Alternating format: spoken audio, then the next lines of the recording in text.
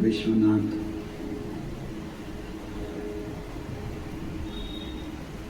गोवर्धन त्रिकालदर्शी कैलाशी विनाशी भगवान शिव, जिनकी पावन पवित्र सुगंध इसको इसको इसको इसको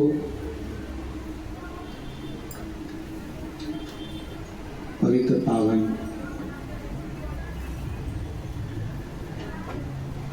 शिव महापुराण की कथा श्रवण करने का सौभाग्य बाबा देवाधिदेव महादेव की कृपा से, उनकी पवित्र करुणा, उनकी उदारता से ये पवित्र श्रावण का महीना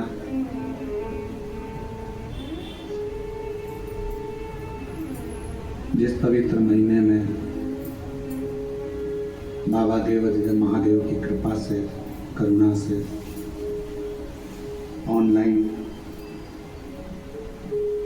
शिव महापुराण की कथा श्रवण करने का सौभाग्य प्राप्त हुआ है।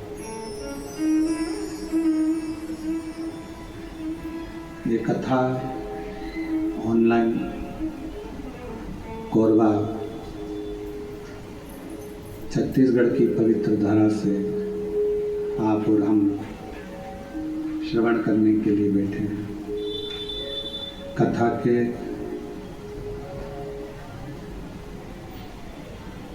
मुख्य यजमान श्री महाकाल भक्त मंडल कोरबा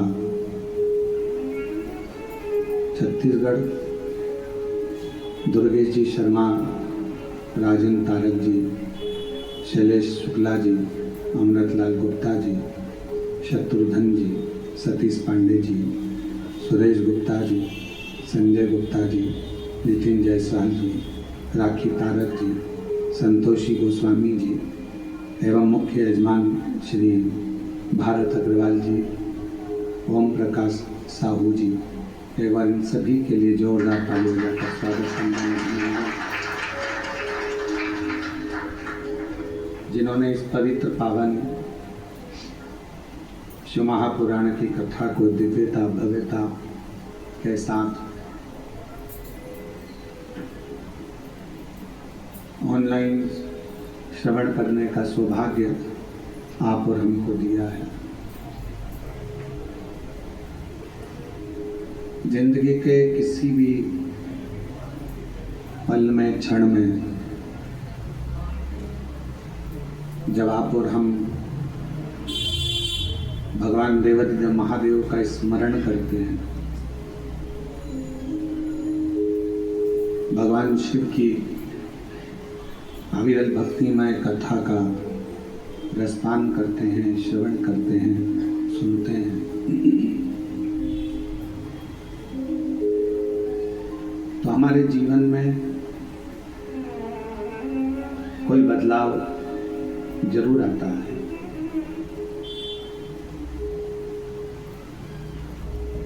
एक भगवान शंकर की सेवा करने में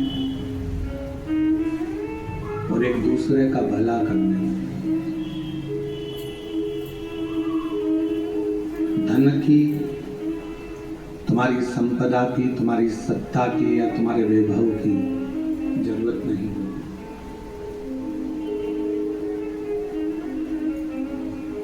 शिव जी की सेवा करना है, भगवान शंकर की अगर भक्ति करना है, भगवान शंकर का भजन करना है, सेवा करना है, उसमें भी धन की मूलता नहीं है। और आप किसी का भला कर रहे हो, उसमें धन नहीं, तुम्हारे निर्मल मन की, अच्छे मन की जरूरत है। शिव सेवा में भी भगवान शंकर की सेवा करने में या भगवान शंकर का स्मरण करने में भी मन चाहिए और दूसरे का भला करने के लिए भी मन चाहिए।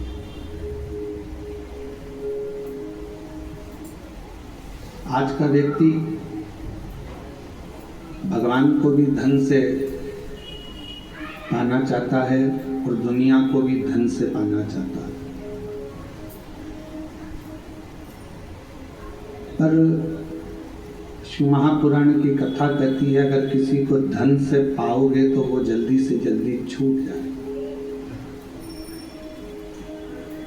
धन से पाया हुआ बहुत टिकता नहीं, पर यदि कोई मन से आपके बीच में है, कोई मन से आपसे जुड़ा हुआ है, कोई मन से आपके संग लगा हुआ है, तो वो इतनी जल्दी हार मानने वाला नहीं होता। वो आपकी आखिरी मंजिल तक आपका साथ निभाने वाला होता है।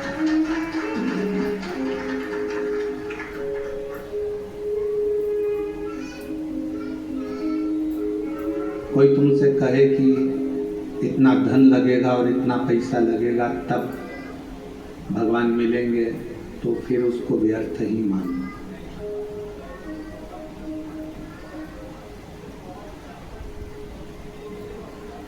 कोई तुमसे कहे कि इतना पैसा लगेगा और आपको आशीर्वाद मिल जाएगा, तो आप उसको व्यर्थ ही मानो। उसकी कोई मूलता नहीं है। हम अपने व्यासपीठ से, अपने इस व्यास गादी से हम बार बार कहते हैं, अगर कोई तुमसे हमारे लिए भी कहे कि सियोर वाले महाराज जी का हम आशीर्वाद दिला देंगे, समझ लेना पक्का झूठ बोल रहा है, क्योंकि हम 4 दिन तो मिलते ही नहीं हैं। 5वें और 6ठे दिन जो आता है उससे मिलना हमारा कोई उसका शुल्क नहीं रहता, कोई धन नहीं रहता, कोई संपदा नहीं रहती। केवल आप आए और आपका और हमारा मिलना हुआ, 2 क्षण आपका आशीर्वाद हुआ और उसके बाद आप जाए। पर कोई संपदा कोई धन से ना परमात्मा मिलता है और ना गुरु मिलता है। वो कोई और गुरु होंगे जो तुमसे पैसा लेकर तुम्हारे पास में समय 2 घंटे का, आधा घंटा का दे देंगे। हमारे पास इतना समय भी नहीं हम आपको आधा घंटा दें। हम तो केवल आप सामने आए, श्री शिवाय नमस्तुभ्यम, क्योंकि हमारे शास्त्रों में ऐसा वर्णन आता है कि जब भजन का बल आपका और आपके गुरु का दोनों बढ़ता है तो गुरु केवल कृपा की दृष्टि ही कर देता है, तो कुछ मांगने की जरूरत नहीं पड़ती, अपने हाथ करने।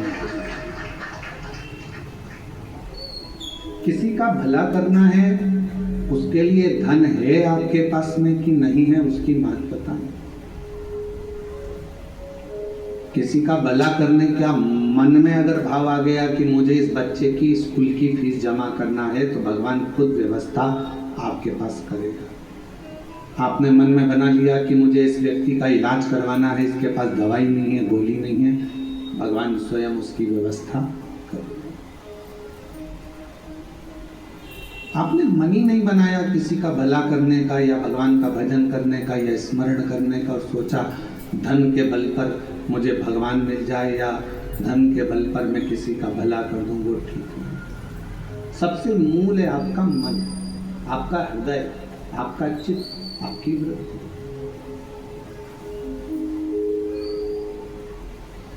और भगवान शंकर को मानने वाले जितने भी शिव भक्त हैं,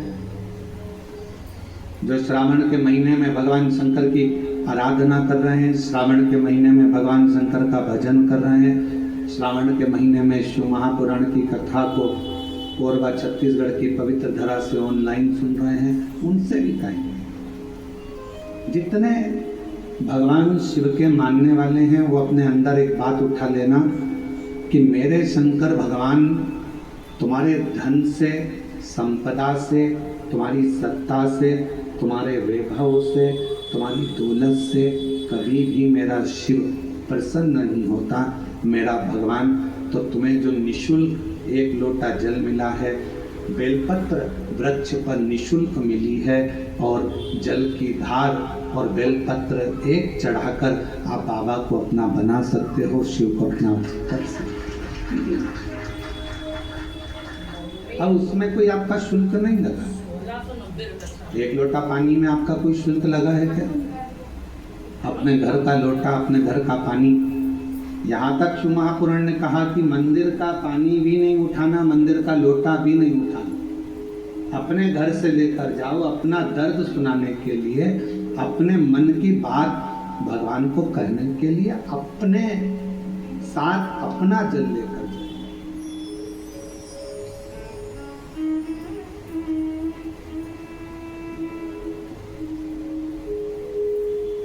शिव महापुराण की कथा तो यहाँ तक कहती है कि भगवान की कोई भी स्तुति अगर आपको करना है तो अपने दिल में जो बात आए वो भगवान से करो।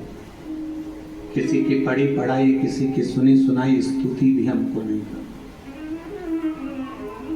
खुद की स्तुति जो आपके दिल से निकल रही हो भगवान के लिए, उसको पुकारने के लिए, उसको बुलाने के लिए, वो स्तुति खुद करें।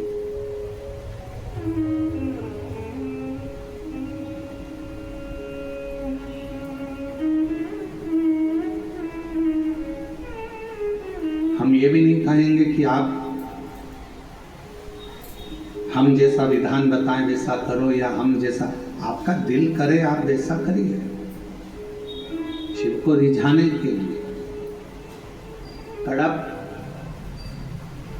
एक ऐसा वीर वन में रहने वाला, उसके पास में कुछ भी नहीं था, केवल उसने गांव के किसी व्यक्ति को पूजन करते देख लिया था और वो भी पूजन करना प्रारंभ। पांव से तो उसने जलाधारी के आसपास में पड़े हुए फूल पत्ती को हटाया, मुंह में भरे हुए पानी को शिवजी पर चढ़ाया, जो उसके पास में मांस आदि था उसका भोग लगा दिया। अब उसकी साधना, उसका तप कितना बड़ा कि ब्राह्मण देव ने, पंडित जी ने भगवान शंकर के शिवलिंग को पिंजरे में बंद कर दिया था। पिंजरे की एक टांग टूट गई लोहे की, शिवलिंग पर जाकर लग गई। शिवलिंग में से खून बहना प्रारंभ हो गया, रक्त बहना प्रारंभ।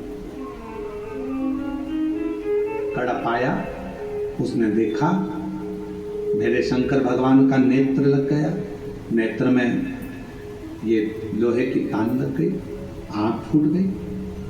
हाथ लगाया, खून नहीं रुका, कपड़ा लगाया, रक्त नहीं रुका। तब उसने अपनी त्रिशूल से आंख निकाल ली और वही शिवजी के शिवलिंग पर लगा दी। वही और भगवान शंकर उसी समय प्रकट हो गए। ना मैं तुझे जानता हूं, ना तू मुझे जानता है, केवल तेरी भक्ति। और इतनी विचित्र। कड़प से पूछा तुझे मांग क्या चाहिए? कड़प ने कहा बस इतना दे दीजिए कि संसार में रहने वाला कोई मनुष्य जिसको कुछ भी नहीं आता, आपका मंत्र भी नहीं आता, आपकी साधना भी नहीं आती, आपकी स्तुति भी नहीं आती, पूजन करने का तरीका भी नहीं आता, अगर वो आड़ी टेढ़ी भी पूजन करे, कैसे भी आपके मंदिर तक पहुंच जाए, बस आप जैसे मुझ पर कृपा करे हो ऐसी ही कृपा उस पर भी कर दो। ये कड़प ने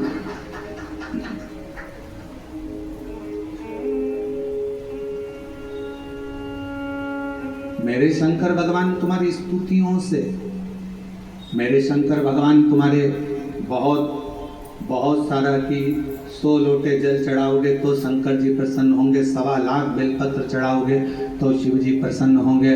भगवान शंकर के लिए कड़क व्रत करोगे, कुछ भी खाओगे पियोगे नहीं तो शंकर भगवान प्रसन्न होंगे, या अपना घर छोड़ दोगे तो शंकर भगवान प्रसन्न होंगे, या भगवान शंकर को शहद चढ़ाओगे या शंकर भगवान को रस चढ़ाओगे, ये चढ़ाओगे तो शंकर भगवान प्रसन्न होंगे। नहीं रे भाई, शंकर जी को प्रसन्न करने के लिए एक तो दिखावा मत करना, आडंबर मत करना।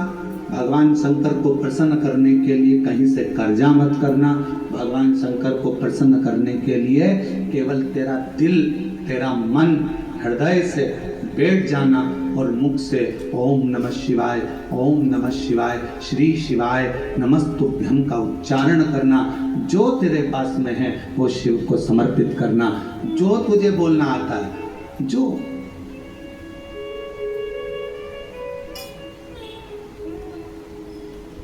छोटा सा बच्चा तोतला बोलता है, माँ को अच्छा लगता है कि नहीं लगता है? बोलो, जम के बोलो, लगता है। छोटा सा बच्चा किसी से भी अगर तोतरी भाषा में बोलेगा सबको अच्छा लगेगा। तोतरा बच्चा, छोटा बच्चा गाली भी दे देगा तो सबको अच्छा लगेगा। वही बच्चा बड़ा हो जाए, बड़ा होने के बाद गाली बक दे तो लड़ाई हो जाए। तोतरा है, माँ बाप स्वीकार करेंगे, लोग स्वीकार करेंगे। छोटा है, सब स्वीकार करेंगे। शिव जी की कथा कहती है कि भगवान शंकर को रिझाने के लिए आपकी तोतरी भाषा से, आपके निर्मल मन की भाषा से, आपके हृदय की भाषा से आप शिव जी को जैसे रिझाना चाहोगे, शंकर भगवान जल्दी प्रसन्न होंगे। और अगर आप आडंबर से, दिखावे से, छल से परमात्मा को पाने का प्रयास करोगे तो शिव कभी प्राप्त नहीं। उसको पाने का तरीका ही सहजता है। निर्मल मन सो मोहि पावा, मोहि छल छिद्र कपट ना पावा। भगवान को पाने का सबसे सुंदर तरीका है कि बस हृदय से उसको पुकार।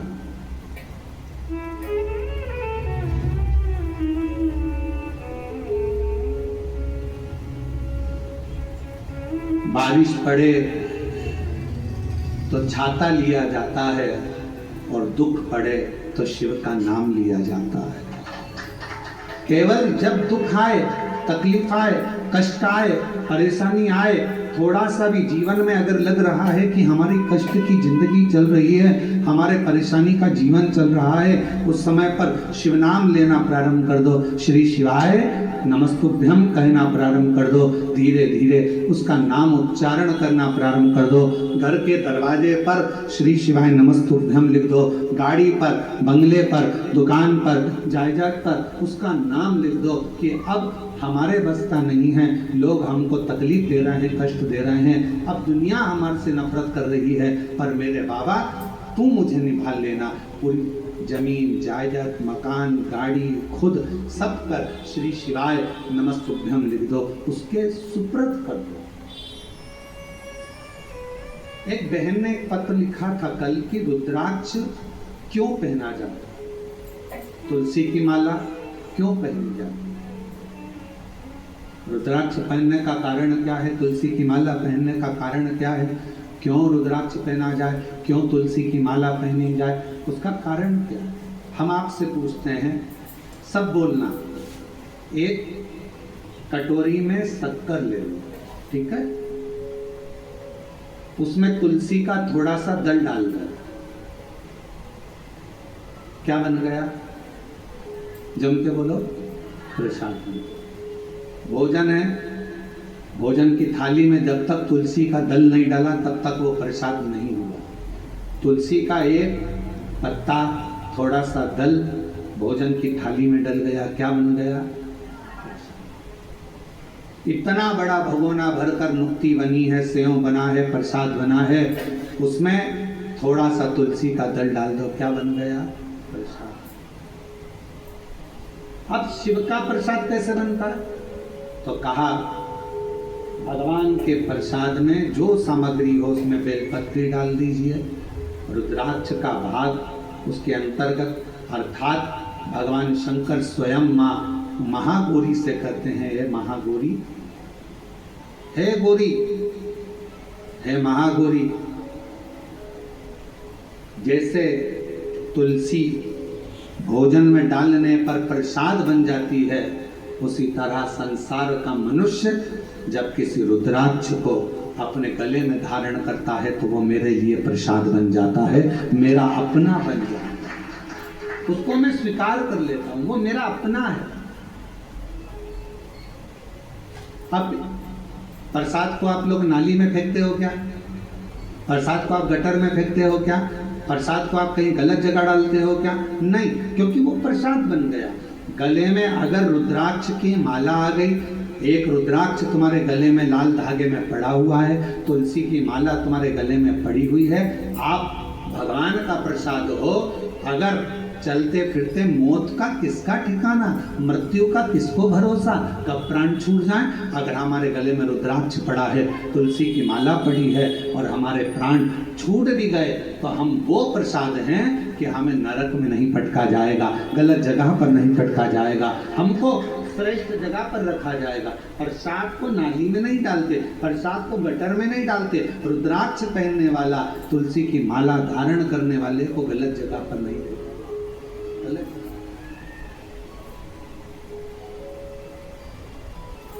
आप गले में अगर रुद्राक्ष धारण करते हो तो शिव का प्रसाद हो। और जितने शिव भक्त इस ऑनलाइन शिव महापुराण की कथा को आस्था चैनल पर श्रवण कर रहे हैं, फेसबुक यूट्यूब पर सुन रहे हैं और सोशल मीडिया पर इस कथा को अगर श्रवण कर रहे हैं, तो उनसे कहूँगा अपने गले में एक रुद्राक्ष अवश्य डालो।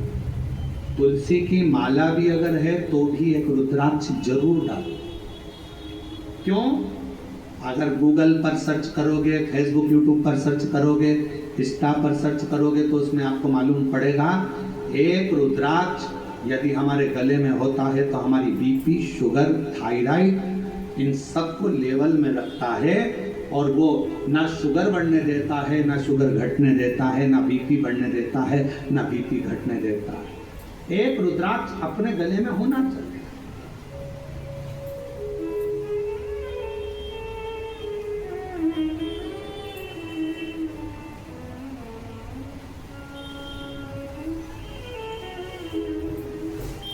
एक शिवा भगत की एक कथा थी।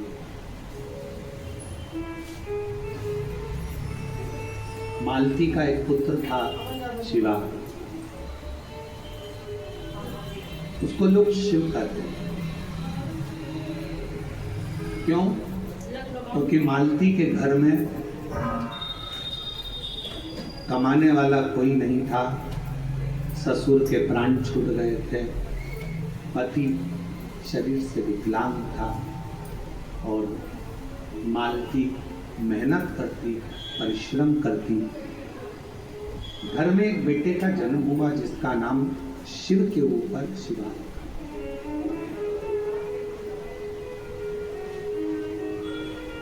पति विकलांग है, पत्नी कमाने जाती है, मेहनत करती है, परिश्रम करती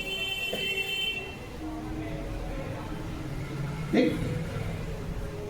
अगर घर में तकलीफ है, घर में कष्ट है, परेशानी है, कलिकाल का समय है, कलयुग का समय है, शास्त्र कहता है कि इस कलिकाल में धर्म पत्नी को पति के कदम से कदम मिलाकर साथ देना चाहिए, मेहनत में, परिश्रम में आगे रहना चाहिए।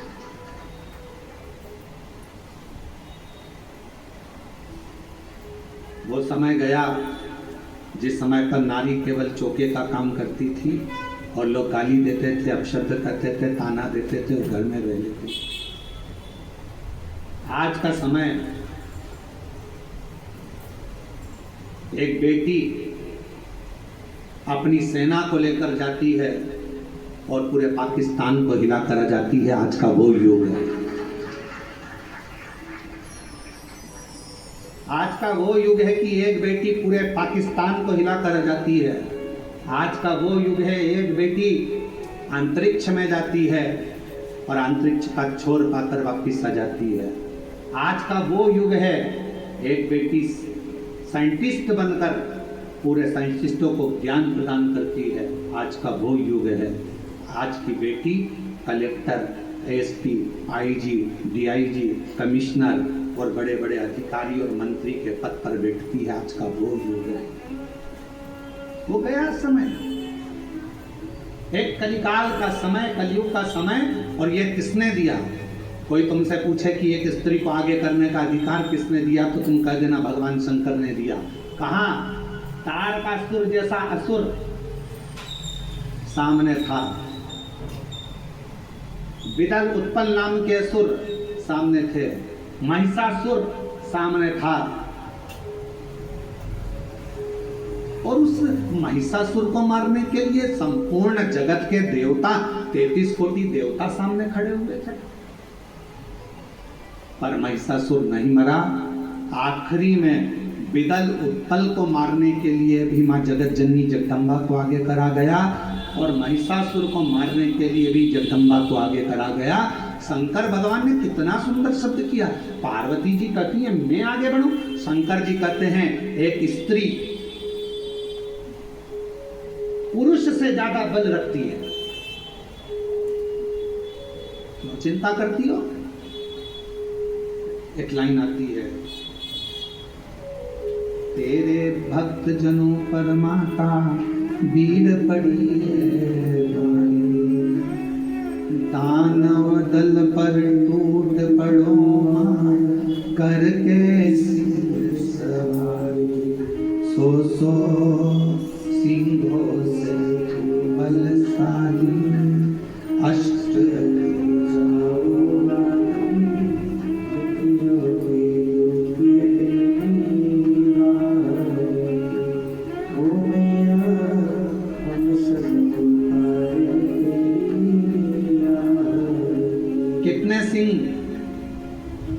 जम के बोलो जरा, फिर से लाइन बोलो, सो सिंहों से बलशाली अष्ट दुखियों, सो सिंहों से तू बलशाली है जगत जननी, सो सिंहों से। आप जरा विचार करिएगा, किसी व्यक्ति को अगर संबोधित किया जाता है ये तो शेर है, मतलब वन ओनली एक, और बहू को सम्मानित किया जाता है, 100 पे भारी है। बोलो सही है कि गलत है? एक व्यक्ति को संबोधित किया जाता है वन ओनली, शेर है, और अगर स्त्री को संबोधित किया जाता है तो कभी कभी सास भी कह देती है मेरी बहू तो 100 पे भारी। किसकी सुने? 100 पर भारी। इतनी बोलती है, इतना बोलती है कि 100 लोग बोले इतना बोलती है, इतना तेज है, इतनी तेज, पूरा मार्केट करके गाड़ी उठा भुड़ भुड़ करके जाए पूरा मार्केट। 100 पर बोलो बोलो, सत्य है कि गलत है? संबोधन अब किसी व्यक्ति के लिए ये तो शेर है, शेर ओनली वन, और वो 100 पूरी 100 सिंहों से बलशाली अष्टभुजाओं वाली दुखियों के दुख ओ मैया हम सब उतारे तेरी अब 100 सिंहों के बराबर उसमें बल है। शंकर भगवान आज के युग में, कलयुग में अगर स्त्रियां नारियां आगे आकर कार्य कर रही हैं, स्त्रियां आगे बढ़ी हैं, तो इसमें सबसे बड़ा योगदान, सबसे बड़ी कृपा मेरे देवादिदेव महादेव की है, जिन्होंने पार्वती जी को आगे करा, मां जगदम्बा को आगे करा। तू असुरों को मार सकती है, तू भद्रकाली बन सकती है, तो कुष्मांडा बन सकती है, तो स्कंदा बन सकती है, और एक समय ऐसा आए तो तू अन्नपूर्णा भी बन सकती है। याद करिए, जब पूरा विश्व भूख से बिलख रहा था, पूरा विश्व, अकाल पड़ गया पूरी सृष्टि में, तड़पने लगे लोग, पक्षी मरने लगे, पशु मरने लगे, मानव मरने लगे, कुछ नहीं बचा। शिव अखंड समाधि में डूबे हुए थे, और शंकर भगवान अखंड समाधि में थे। देवता आए शिव जी से प्रार्थना करने के लिए, शिव जी उठते हैं। ब्रह्मा जी आए, शिव जी उठते हैं। इंद्र आए, शिव जी उठते हैं। अखंड समाधि में लगे भगवान देवादिदेव महादेव, उठने का नाम नहीं, नेत्र बंद, क्या हो रहा है मालूम नहीं, पर पार्वती माता से रहा नहीं गया। सूचना मिली, पूरा ब्रह्मांड हिल रहा है, सब भूख और प्यास से तड़प रहे हैं। तब माँ अम्बा जगदम्बा माता पार्वती ने विचार करा, मेरे बच्चे, ये संसार के लोग भूख से तड़प रहे हैं। तब मेरी माँ अम्बा जगदम्बा जी ने तुरंत अन्नपूर्णा का रूप धारण करा, भूमि पर चरण रखकर धान उत्पन्न किया।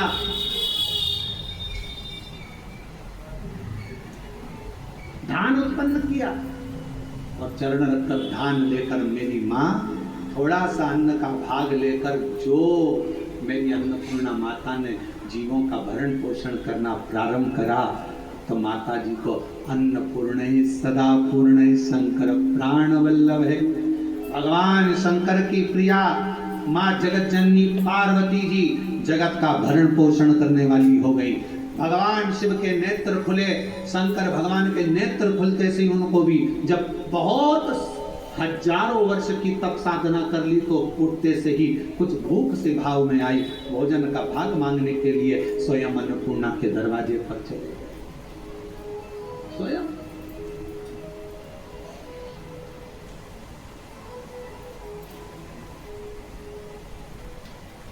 जब जगत पूरे विश्व में हाहाकार मचती है, तो अन्नपूर्णा बन जाती है।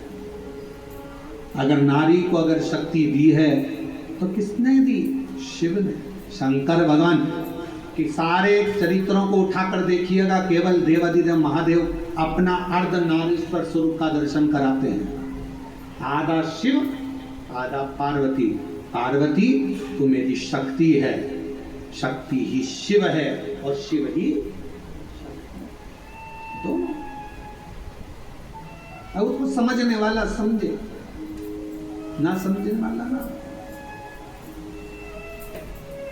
मालती बेटे का नाम शिवा रखा। पति पांव से विकलांग था, करता कुछ नहीं, अकेली मेहनत करने जाती है, परिश्रम। अब दुनिया की रीति है, जब एक नारी पुरुष की तरह आगे बढ़कर काम करती है और आगे बढ़ने का प्रयास करती है, तो दुनिया के लोग ताना देने का प्रयास करते हैं। उसका विल पावर कमजोर कैसा करा, उसको तोड़ा कैसे जाए, उसको झुकाया कैसे जाए, उसको अंदर से तोड़ने का प्रयास करते हैं। पर जितनी भी मेरी बेटियां इस कथा को सुन रही हैं, जितनी मेरी जीजियाँ इस कथा को सुन रही हैं, जितनी मेरी माताएं इस कथा को श्रवण कर रही हैं, दुनिया का कोई व्यक्ति तुम्हें कितना भी ताना दे दे, कितनी भी गाली दे दे, तुम्हारे ऊपर कितना भी अपशब्द कह दे, तो भी अंदर से टूटना मती, दमदारी से चलते रहना, आगे बढ़ते रहना। तुम्हारा कर्म तुम्हारा जवाब देगा, तुम्हारा कर्म तुम्हारा जवाब देगा। तुम तो बढ़ते चलो, हाथी की अलमस्तता में आगे बढ़िए, कुत्ते पीछे चिल्लाते रहेंगे। कुत्तों की वो औकात नहीं होती जो सामने आकर भोग दें, कुत्ता हमेशा पीछे ही भोगता है। तुम अपनी अलमस्ती में चलो मेरी बहनों, तुम अपनी अलमस्ती में चलिए मेरी जीजियों, अपनी लगनता, अपनी कर्मता। मैं मेहनत करूंगी, पढ़ाई करूंगी, परिश्रम करूंगी, मैं आगे बढ़ूंगी। लोग ताना देंगे, अपशब्द कहेंगे, गालियां देंगे, आपके बारे में आड़ा पड़ा विचार रखेंगे, पर आप एक हाथी की तरह बढ़ते चले जाना, क्योंकि कुत्ता पीछे ही भौंकता है, हाथी के सामने नहीं आ पाता। कुत्ते का काम है पीछे भौंकना, वो हाथी के सामने नहीं आ पाता, क्योंकि कुत्ते को मालूम है कि हाथी के पांव में वजन है, सामने आऊंगा तो दुबच देगा, इसलिए कुत्ता केवल पीछे ही भौंकता है। उसके वही सब सामर्थ्यता है।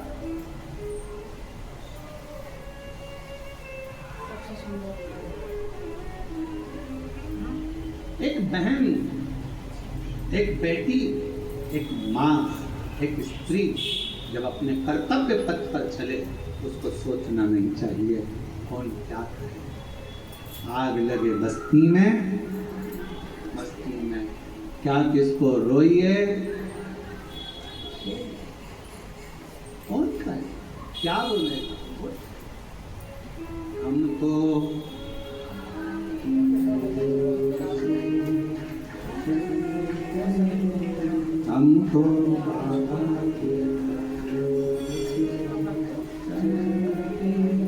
ये दुनिया वाले जलते,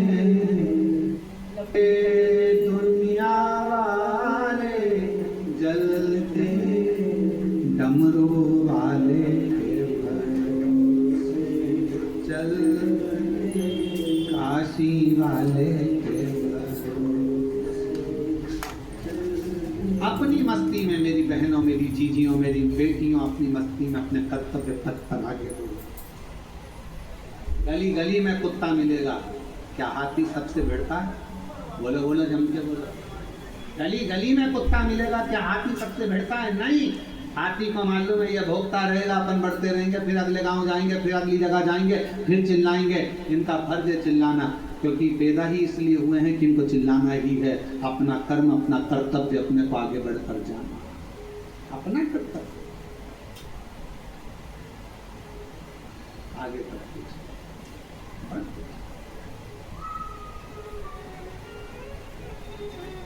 शिव कथा कर रही है। मालती ने विचार करा कि घर को चलाना है, बेटे का जन्म हुआ है, बेटे का नाम शिवा रखा है, शिव करती है माँ। धीरे धीरे बच्चा एकांत रहने लगा, समय बीता। एक दिन माँ काम में लगी रहती, बच्चे को घर में जब भरण पोषण का कुछ ना पड़े, कुछ जिस जगह पर माँ काम करती थी उसी जगह पर उस बच्चे को काम पर लगा दिया, कह दिया मेरा स्वास्थ्य ठीक नहीं, सेठ जी मैं आपकी दुकान पर, आपके घर पर कार्य करने नहीं आ सकती, अब मेरा पुत्र। ये कथा कोई पुरानी नहीं, इसी कलयुग की। आपके यहाँ ये मेरा पुत्र है, छोटा सा लड़का, 9 वर्ष की उसकी आयु, सेठ जी के घर कार्य करने जाता तो सेठ जी का गांव बहुत दूर था, वहां से आता, बेटे को भय लगता, डर लगता, क्या करे। माँ के पास आकर बोला, माँ सेठ जी कभी रात्रि को छोड़ के अकेले जंगल में आने में मुझे भय लगता है। माँ कहती क्या भय? हाथ पकड़ा बेटे का माँ ने, शंकर भगवान के शिवालय में लेकर गई, शिव जी के गले में पड़ी हुई रुद्राक्ष की माला निकाली, माला निकालकर बेटे के गले में डाल दी और कह दिया केवल तू अकेला नहीं, तेरा महादेव तेरे साथ चलेगा, हर पल हर घड़ी हर क्षण रहेगा। और मालती की कथा कहती है, भगवान शंकर का चरित्र कहता है, रात्रि के समय पर बेटा शान से धड़क बेधड़क चल कर आता था। एक समय कोई प्रेत सामने से, कोई प्रेत पेड़ पर से लटकता हुआ दिखा। इस बालक को भय न लगा, इसने हाथ जोड़कर प्रणाम कर कर कहा, तुम कौन? कहा, मैं प्रेत हूँ, अधोगति में मरा हूँ, मेरी गति है, मेरी गति। तो फिर आपका मोक्ष नहीं हुआ तो मेरे जैसे मनुष्य को आपकी वाणी क्यों सुनाई दे रही है? प्रेत का शब्द एक एक शिव भक्त के हृदय में बैठना चाहिए। इस प्रेत के शब्द को, प्रेत कहता है मैं मनुष्य जैसी वाणी नहीं बोल सकता। प्रेत कहता है मैं आपसे बात नहीं कर सकता था क्योंकि मैं प्रेत हूं। पर आप रोज प्रतिदिन रुद्राक्ष की माला को धारण कर कर यहाँ से निकलते हो। आपके जाने के बाद आपके चरण की जो रज है, धूल वो उड़ती है, पेड़ों की पत्ती पर जाती है, वो हवा में मुझे मिलती है। उसके कारणवश मुझे थोड़ा सा बल मिला है जिससे मैं बोल भी सक रहा हूँ और आपसे बात भी कर सक रहा हूँ। ये मुझे बल मिला है। क्या चाहते हो? क्या चाहते हो? बस एक निवेदन है, कभी मौका मिले तो इस पथ से आपसे निवेदन है कि आप इस पथ से जाना बंद ना करिएगा। जब भी मौका मिले इस पथ से जरूर जाइएगा। उस शिवा पुत्र ने कह दिया मैं जरूर जाऊंगा। निकलते रहे, निकलते रहे, निकलते रहे, निकलते रहे, निकलते रहे, उसी पथ से निकलते रहे।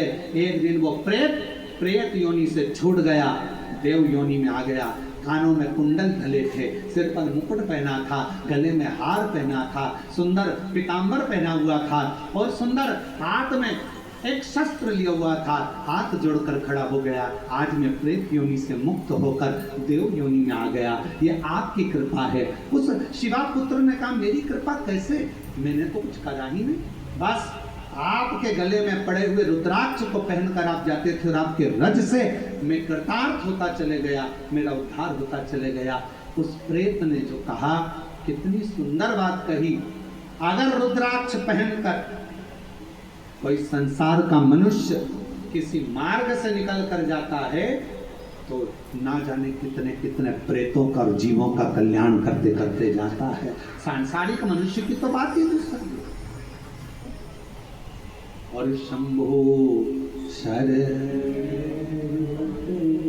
मांगो दुख दया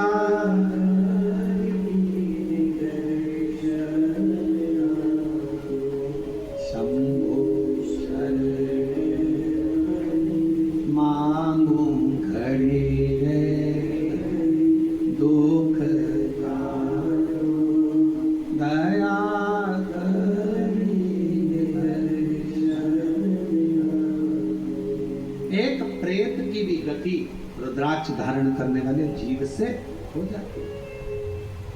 माताएं कहती हैं कि रुद्राक्ष पहनना चाहिए, क्यों नहीं? हम तुलसी की माला पहने कि रुद्राक्ष पहने, दोनों पहनो, कोई बोझ तो नहीं लगेगा। कहाँ लिखा कि तुलसी पहनने वाले को रुद्राक्ष नहीं पहनना चाहिए, रुद्राक्ष पहनने वाले को तुलसी नहीं पहनना चाहिए? जब भगवान राम भगवान शंकर जी की आराधना करते हैं और शंकर जी भगवान राम की आराधना करते हैं तो दोनों के लिए समता है। किसी के लिए ना तुलसी से वेद ना रुद्राक्ष से वेद, दोनों धारण कर। गले में एक रुद्राक्ष का मन का आपके जीवन में ना जाने कितनी व्याधियों से, कितने दुखों से तुमको निकाल देगा, कितने दुखों से।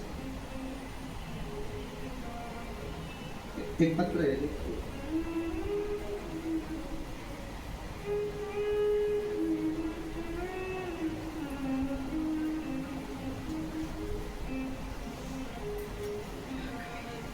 रुक्मणी पटेल शिव नारायण पटेल, ग्राम रामपुर, जिला कोरबा। रामपुर करतला छत्तीसगढ़ से हैं। 12 वर्ष तक मेरे यहाँ संतान का सुख नहीं हुआ। हमने मेडिकल टेस्ट कराया, टेस्ट बेबी करवाया, सब कुछ करवाया, पर संतान का सुख नहीं हुआ। तब किसी ने कहा कि सफेद आंकड़े की जड़ का प्रयोग करो और भगवान शंकर का पशुपति व्रत करो, टीवी पर कथा आती है वो सुनो। हमने सब कुछ किया। फिर बाद में जब संतान का सुख नहीं आया तो फिर वापस व्रत किया और कोकड़ी में आपकी कथा थी वो श्रवण करी। बाबा की ऐसी कृपा हुई गुरुदेव, मेरे बाबा ने 12 साल के बाद मुझे संतान दी। मैं बाबा को प्रणाम करती हूँ।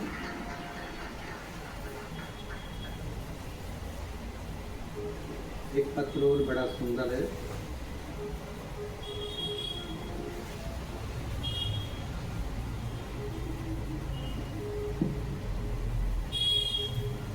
एक रुद्राक्ष के जल की क्या महत्वता है इस पत्र में देखिए। मेरा नाम श्रीमती रितु दिक्सेना, ग्राम हरदी बाजार में रहती हूँ। हरदी बाजार की पुत्रवती हूँ। बाबा शादी के 12 वर्ष के बाद 2023 में मेरे गर्भ में मुझे तकलीफ हुई। पहले डॉक्टरों को दिखाया तो बच्चेदानी में छाले बता दिए। फिर डॉक्टर को दिखाया तो गर्भाशय में बच्चेदानी में 7 गठाने हुए। घबरा गए। डॉक्टर ने कहा ये गठानों की जांच होगी, मालूम पड़ेगा कि कौन सी बीमारी है। हम लोग घबरा। तब किसी ने कहा कि सीहोर जाकर अगर वहां का रुद्राक्ष लाया जाए, और सीहोर गए। वहां से आकर गुरुजी हमने पशुपति व्रत भी किया। रुद्राक्ष को पानी में गलाकर उसका जल पीना प्रारंभ करा और फिर 29/5/2025 में हम बिलासपुर में फिर चेकअप कराने के लिए गए। बाबा ने ऐसी कृपा कर दी, कोई ऑपरेशन करने की जरूरत नहीं पड़ी और बाबा की कृपा से मेरी पूरी रिपोर्टें नॉर्मल आ गई। जिन रिपोर्टों को मैं अपनी फाइल में भी लगा कर लाई हूं कि मेरी सारी रिपोर्ट बाबा ने नॉर्मल कर दी। शिव शिव है, शंकर शंकर, शिव शिव। एक रुद्राक्ष यदि गले में पड़ा हुआ है, एक रुद्राक्ष यदि हम उसका जल पी रहे हैं, एक रुद्राक्ष हमारे घर में हम रख रहे हैं, उसका जल पी रहे हैं, या हमारे गले में धारण कर कर रख रहे हैं, उसका फल हमको मिलता जरूर।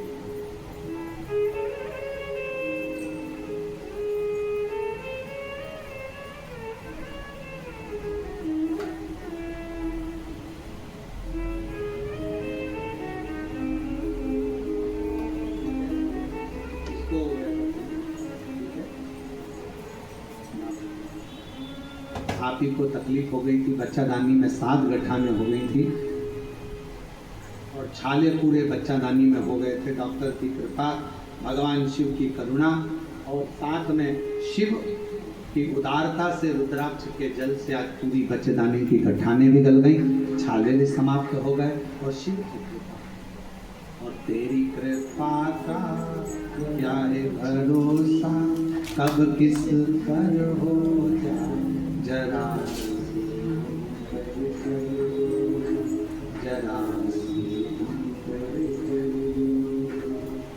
तेरी कृपा का क्या है भरोसा, कब किस पर हो जाए जरा जरा। जिस पर भी हो गई तेरी कृपा करुणा, वो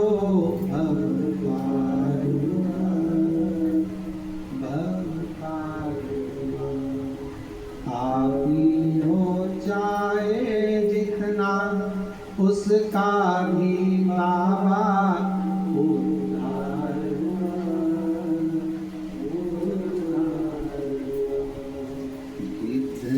अजामिल गणिका जैसे तेरे मन को जरा जरा तेरी कृपा का प्यार भरोसा कब किस पर भरोसा जरा जरा शिव कृपा शिव करुणा। एक छोटा सा रुद्राक्ष गले में पड़ा रहना डले कितनी तकलीफों से कितने कितने दुखों से कितने कितने कष्ट से वो रुद्राक्ष आपको निकाल दो कितने कष्ट से।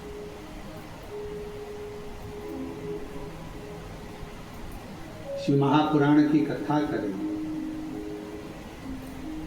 शंकर भगवान की भक्ति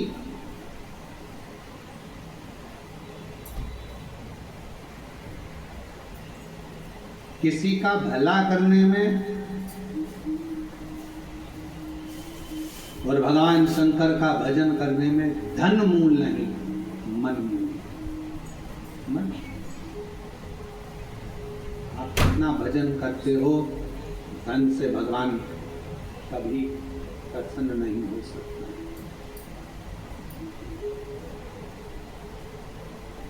धन से भगवान कभी प्रसन्न, आडंबर से भगवान कभी प्रसन्न नहीं हो सकता।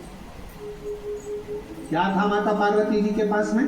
जिस समय मां पार्वती जी की अवस्था 6 वर्ष की हो गई और मां पार्वती जी अपना भवन छोड़कर वन में चली गई अपनी सहेलियों के साथ। एक गुफा में प्रवेश कर गई माता पार्वती जी।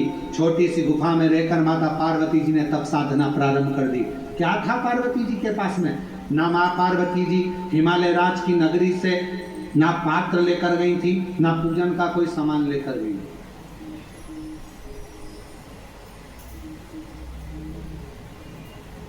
कोई वस्तु माता पार्वती जी लेकर नहीं गई।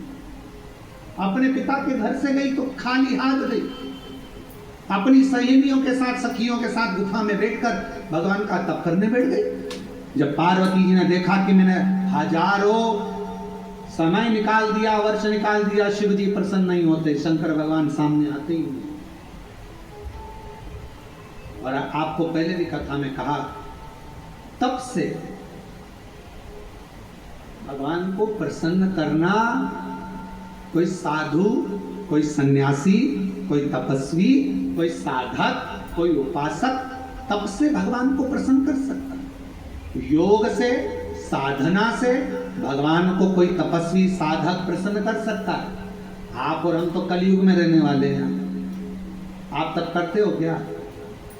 आप करते हो तो बात दूसरी, हमसे तो नहीं बन पाता। हमसे तो केवल एक ही काम बनता है, सारी समस्या का हल। तब हमसे भी नहीं बनता।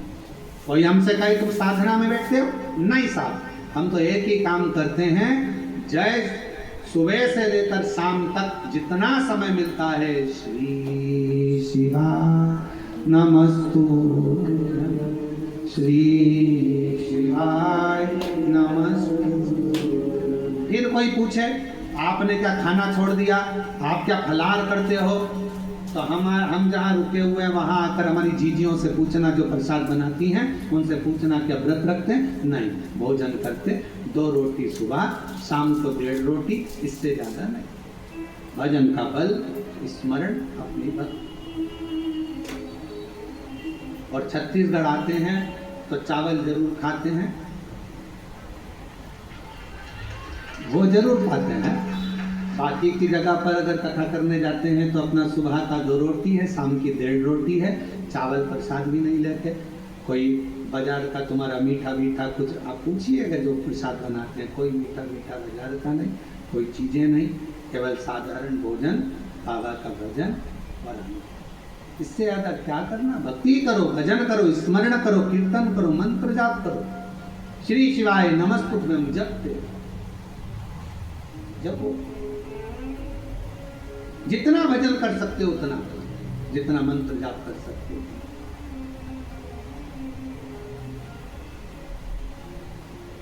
और हम तो शर्मा जी आपसे भी कहेंगे, हमारा जो प्रसाद बनता है उसमें थोड़ा प्रसाद कभी हो बन जाए तो पाना, शंकर जी की प्रसादी। कभी योग बने तो जरूर लीजिए प्रसाद का भाव। और बनाने वाला भी कौन होता है? माताएं तो रोटी सेकती हैं और हमारे पंडित जी सब्जी से बनाते हैं, या आशीष भैया सब्जी बना देते हैं। जो भाजी अपने बच्चे लोग बनावे खा लिए, शिव तत्व की प्राप्ति हो।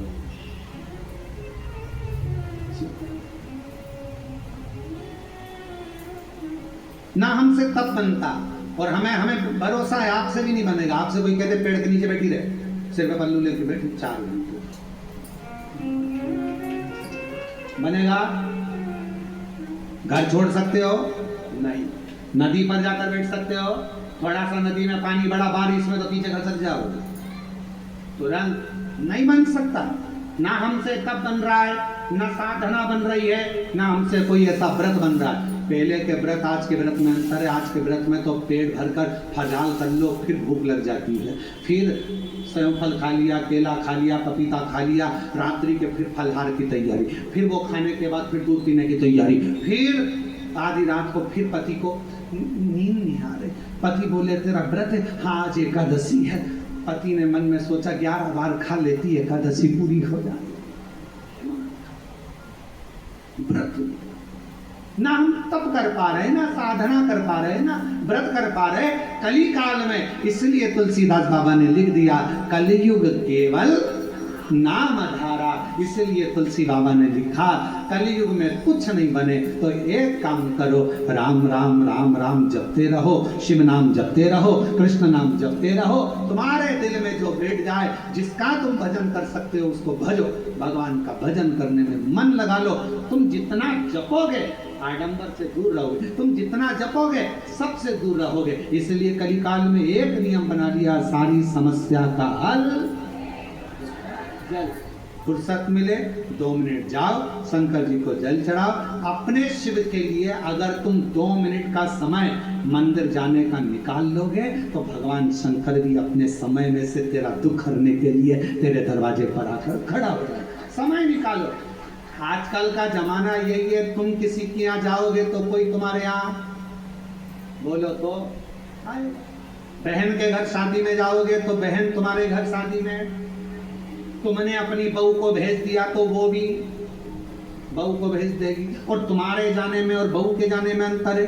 बहू शादी में जाती है, काम वाम नहीं करती, कुर्सी पर डेंटिंग पेंटिंग करके बैठ जाती है। काम करेगी क्या?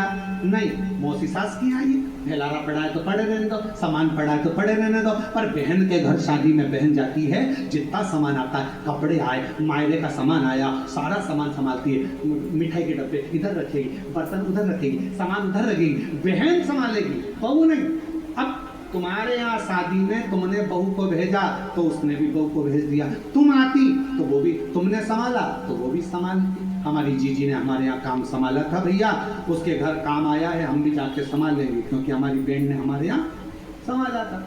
उसी तरह जैसे तुम अपने रिश्तेदार को शादी में भेजते हो तो वो अपने रिश्तेदार को भेजता है। अब तुमने कह दिया मम्मी कथा हो रही है, तुम चली जाओ, तो भगवान भी कह देगा जब अंतिम समय आएगा, ये मरने वाली है, यमराज, तू चले जा, तू चले। और अंतर देखिए,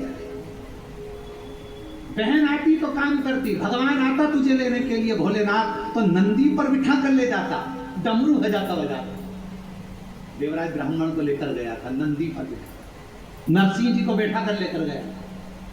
और अगर यमराज आता है नंदी पर काय पर बिठा के ले जाता है? नहीं, पाड़े की पूंछ से बांध कर ठोकता ठोकता दे धम दे धम दे धम। खूब मोबाइल पे झूठ बोली थी, दिन भर चैटिंग में लगी रहती थी, जरा सा कोई गलत लिखता था फेसबुक पर कमेंट्स करती थी, उंगली पर रखेंगे और दो चेंगे, इसी से चलाती थी खूब व्हाट्सएप। दो चो चिल्लाएगी, क्षमा कर दो, मुझे माफ कर दो, एक बार बंस मोर फिर जन्म दे दो, मोबाइल नहीं चलाऊंगी।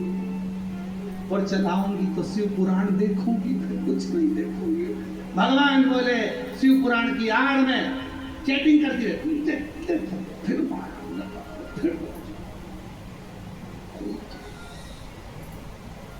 चलते चलते फिर याद आया मेरी नीले कलर की साड़ी एक बार भी नहीं थी। यमराज से कहा भगवान प्लीज क्षमा कर, बहुत दुख हो रहा है मुझे। भगवान ने पूछा किस बात का दुख हो रहा है? अलमारी में तीसरे नंबर के ब्लॉक में नीले कलर की साड़ी रखी है, उसकी फाल लगवानी थी, चोली भी बनवा ली थी, बस पहन नहीं पाई। मुझे एक बार मौका दे दो, मैं पहन लूं। और हमारे मोहल्ले में नया पार्लर खुला, उसके पास एक बार भी नहीं थी। फिर यमराज ने फिर दिया धर के चाप। किस काम की वो जिह्वा जो भगवान का भजन ना कर पाए, किस कान का वो श्रवण जो भगवान की कथा ना सुन पाए, और किस काम का वो मस्तक जो भगवान के आगे झुक ना पाए। किस काम, क्या करे वो शरीर?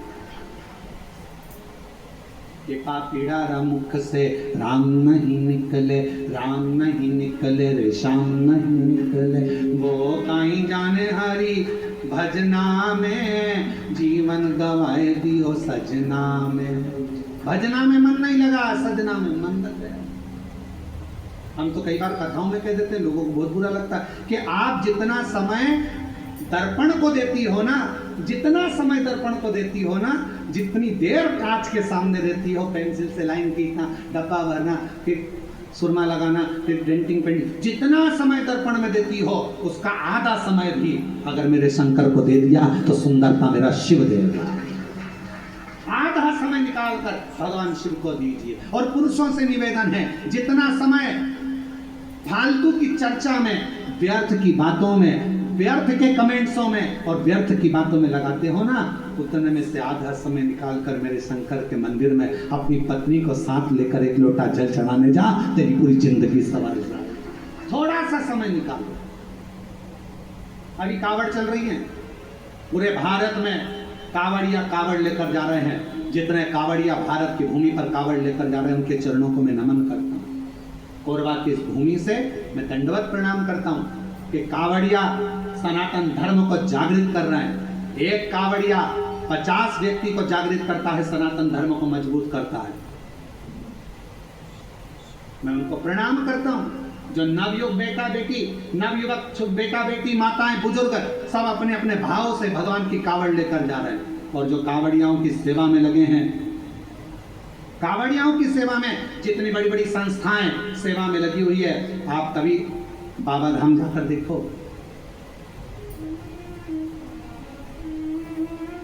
गए हो आप लोग बैद्यनाथ जी? बाबा धाम बैद्यनाथ गए? कावड़ भर के आए हो पहले कभी? आप लोगों ने देखा होगा, बाबा बैद्यनाथ जी के यहाँ सुल्तानगंज से कावड़ भरकर बाबा की जो कावड़ बैद्यनाथ जी पर जाती है, बाबा धाम जाती है बैद्यनाथ जी के यहाँ, पूरे रास्ते में लोग बड़े बड़े लंगर, बड़े बड़े टेंट दूसरी दूसरी जगह से आकर, खूब शहर के वासी, पूरी बिहार के लोग, पूरा उत्तर प्रदेश का लोग, वहाँ पर पूरा झारखंड का लोग पूरी तैयारी रखते हैं और बड़े बड़े कैंप लगाकर सबकी सेवा करते हैं। उनको धन्यवाद देता हूँ, उनको प्रणाम करता हूँ। साधु, आप जाओ हरिद्वार, आप जाओ उत्तर प्रदेश, काशी, बड़े बड़े संस्थाएं, बड़े बड़े सेवादार, बड़े बड़े अपने आनंद में। आप सीहोर जाकर देखिए, सीहोर में भी बहुत संस्थाओं ने अपनी अपनी सेवाओं के क्रम चालू रखे हैं।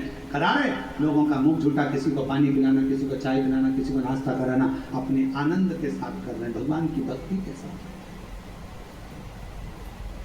देखो, और कुछ लोग संसार में ऐसे भी पैदा हुए हैं जो कावड़ भरने के लिए जा रहे हैं। तो क्यों जा रहे हैं, क्यों टाइम बर्बाद कर रहे हो, क्यों कर रहे हो, क्यों लंगर चला रहे हो, क्यों भंडारा कर रहे हो, उसमें भी तकलीफ उनको। क्यों? क्योंकि ये सनातन धर्म को कभी मजबूत होता नहीं देख सकते। इन्होंने जिंदगी भर केवल एक ही कसम खाई है कि हम सनातन को नीचे ले जाएंगे, ऊंचा। सनातन को ऊंचा ले जाने का प्रयास करो। इस भारत की भूमि को फिर विश्व गुरु बनाने का प्रयास करो। इस भारत की भूमि को फिर श्रेष्ठ बनाने का प्रयास। साधुता है। और भारत की भूमि पर ऐसे ऐसे मुख्यमंत्री हुए हैं जो कावड़ियों पे फूल की वर्षा कर रहे हैं। साधुता है उनको बहुत बहुत सारा। शिव तत्व को पहचान। भगवान को पाने के लिए धन की जरूरत नहीं, मन की जरूरत है, संपदा की जरूरत नहीं है। आपका मन जितना प्रबल होगा शिव उतने जल्दी। मेरे शंकर भगवान को राजी करने के लिए मां जगत जननी जगदम्बा एक गुफा के अंदर प्रवेश कर गई। माता के पास में कुछ भी नहीं, पिता के पास में कुछ भी लेकर नहीं, कुछ भी, कोई वस्तु, कोई सामग्री नहीं, खाली संसार की रीत है। मुट्ठी बांधे आया जग में, बोलते जाओ, आप लोगों को मालूम होगा। मुट्ठी बांधे आया जग में, लोग कहते हाथ पसारे जाएगा, क्या तू लेकर आया जग में, क्या तू लेकर जाएगा। परशु महापुराण की कथा कहती है, मुट्ठी बांधे आया जग में, हाथ पसारे जाएगा, पर क्या लेकर आया इसका तो नहीं मालूम। पर इतना जरूर है, जो पुण्य तूने करा, जो सत्कर्म तूने करा, जो तूने भूखे को भोजन, प्यासे को पानी पिलाया, वो तेरे साथ जरूर जाएगा। तेरा सत्कर्म तेरे साथ जरूर, तेरा सत्कर्म बंद रही दोनों, तेरा सत्कर्म तेरे साथ जाएगा। अच्छा कर्म का, और जितने अच्छे कर्म से, जितने अच्छे कर्म के अनुसार, जितने कर्म के अनुकूल तो अच्छा कर्म करेगा, उसके अनुकूल तेरे को फल देगा। फिर निवेदन, मत बुरे कर्म कर वरना पछताएगा, भगवान की आँखों से तू बच नहीं पाएगा, तू बच नहीं पाएगा। अरे ओ अज्ञानी मत करना, अरे ओ अज्ञानी मत करना, तेरे कर्म का फल भी तू ही पाएगा, जैसा किया तूने तेरे आगे आएगा। मत बुरे कर्म कर बंदे वरना पछताएगा, भगवान की आंखों से तू बच नहीं, हो गया, तू बच नहीं पाएगा। अरे ओ अज्ञानी मत करना, अपने कर्म का दंड अपने को भोग। पर दुनिया को अपना कर्म दिखता कहाँ है?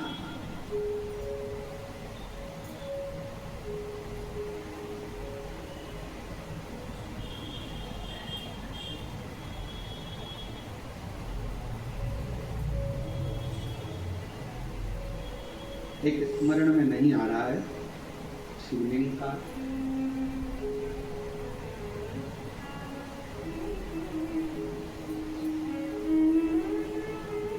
ओमकारेश्वर में, कौन कौन गया है ओमकारेश्वर? गए हो आप लोग? ओमकारेश्वर की फिर बंद हो गई। ओमकारेश्वर की जब आप परिक्रमा करेंगे और ओमकारेश्वर की परिक्रमा करते समय जब आप ऊपर पहाड़ी की ओर बढ़ेंगे, ओमकारनाथ जी की पहाड़ी की ओर बढ़ेंगे,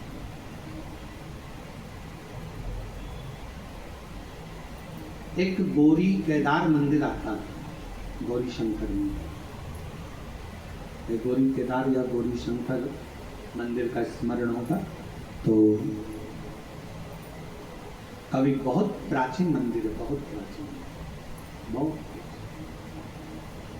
जितने भी लोग ओमकारेश्वर जाएं तो वहाँ जरूर परिक्रमा मार्ग में ऊपर की ओर जाकर दर्शन करें। बहुत प्राचीन, कई शताब्दियों पुराना, बहुत प्राचीन। वहां एक शिवलिंग है, लगभग 5.5 से 6 फीट की हाइट का, काले पाषाण का है, बहुत बड़ा है, बहुत।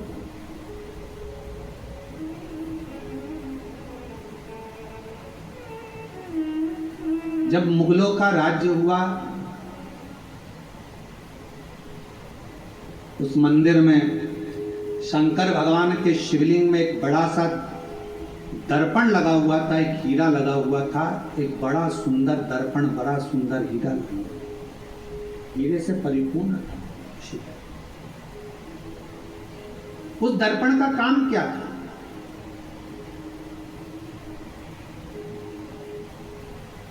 उस दर्पण का क्या काम था? उस दर्पण का केवल एक काम था, उस हीरे का एक काम था, जो उसके सामने आता था उसका पुराना जन्म और आने वाला जन्म, वो दर्पण, वो हीरा बता देता था कि अगले जन्म में क्या था, इसने क्या कर्म करा था, और इस जन्म में भोगने के बाद जो अगला जन्म पाएगा उसमें क्या करेगा। वो दर्पण जो शंकर भगवान के शिवलिंग पर जो हीरा लगा हुआ था वो बता देता। अब उस समय पर जिन मुगलों का राज्य था वो उस मंदिर में गए, और उस मंदिर में जाकर उन्होंने जैसे ही उस राजा को मालूम पड़ा, नवाब को मालूम पड़ा, उसने कहा जरा जाकर देखता हूँ, देखूं जरा। और नवाब गया, राजा गया, उसने भगवान शंकर के शिवलिंग के सामने जो हीरा लगा था, दर्पण लगा था, उस हीरे को उस दर्पण में अपना प्रतिबिंब देखा। उस दर्पण में, उस हीरे में उसने अपना प्रतिबिंब देखा। जो उसने प्रतिबिंब देखा, प्रतिबिंब देखते ही उसने देखा मेरा पूर्व का जन्म इतना बुरा था और आने वाला जन्म मेरा उससे भी ज्यादा बुरा होगा। गुस्सा आ गया उसको, पूरा मंदिर तहस नहस करवा दिया, आसपास का पूरा मंदिर तोड़वा दिया, हीरा जड़क, दर्पण, हीरा सब जो लगा था सब तोड़ तोड़ा कर लेके चला, सब टूट गया, सब नष्ट हो गया। शिव महापुराण की कथा कर रही है, भगवान शंकर का चरित्र कर रहा है, शिव तत्व कह रहा है। अगर वो राजा चाहता तो शिव महापुराण की कथा में लिखा है, दुनिया के सामने आप कैसे भी रह लो पर तुम्हारे कर्म का दंड तो तुमको भोगना पड़ेगा। पर यदि अगर शंकर भगवान को एक लोटा जल आप समर्पित कर रहे हो तो तुम्हारा पहला क्या निकला, बाद में क्या होना है वो महादेव के हाथ में चला जाएगा, और महादेव तुम्हें कष्ट नहीं देगा, महादेव तुम्हें तकलीफ नहीं देगा, दुख नहीं देगा, कष्ट नहीं देगा। फिर वही लाइन आ गई स्मरण में, हिम्मत बुरे कर्म कर वरना पछताएगा, भगवान की आंखों से तू बच नहीं पाएगा, तू बच नहीं पाएगा। अरे ओ अज्ञानी मत करना नानी, अरे ओ अज्ञानी मत करना, तेरे कर्म का फल भी तू ही पाएगा, जैसा किया तूने तेरे आगे आएगा। मत बुरे कर्म कर बंदे वरना पछताएगा, भगवान की आंखों से तू बच नहीं पाएगा, तू बच नहीं पाएगा। शिव महापुराण की कथा कर रही है, भगवान शंकर का चरित्र कर रहा है। कोई दिखावा, कोई धन, कोई दौलत पार्वती जी लेकर नहीं गई, तब करने के लिए माँ पार्वती जी बैठी, तब से शिव प्रकट नहीं हुए। साधना करने पार्वती जी बैठी, प्रकट नहीं हुए। सारा व्रत, सारा उपास, सारी साधना, सारा तप पार्वती जी ने कर लिया, शिव प्रकट नहीं हुए। तब सखी ने कहा, तब सखी हुई, सहेली पार्वती मैंने सुना है शंकर भगवान एक लोटे जल से प्रसन्न हो जाते हैं। मैंने सुना है शिव जी एक बूंद जल चढ़ जाए शिव प्रसन्न हो जाए। थोड़ा सा जल चढ़ा, शंकर कृपा करे। और फिर निवेदन करूं सभी श्रोताओं से, सावन के महीने में कथा सुनने वाले सभी श्रोता भाई बहनों से फिर निवेदन करूं, भगवान शंकर की कथा शिव महापुराण की चरित्र कथा वर्णन कर रही है। कुछ ना बने तो शंकर के मंदिर में केवल कुछ भी ना हो तो केवल घर से एक लोटा जल भरकर जाना, शिव के मंदिर में प्रारंभ कर दो। मेरा देव अधिदेव महादेव करुणा करना प्रारंभ कर देगा, शंकर करुणा करना प्रारंभ। जल सारी समस्या का हल हर हर बोल मम का नारा है, सारी समस्या का हल श्री शिवाय। केवल जल चढ़ाना था और कुछ नहीं। शिव स्वीकार करे, भगवान शंकर स्वीकार।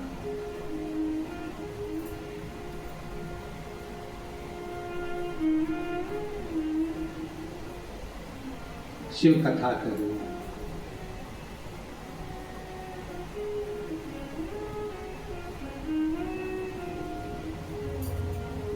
एक गुरु में और एक शिव में एक बहुत बड़ा अंतर होता है।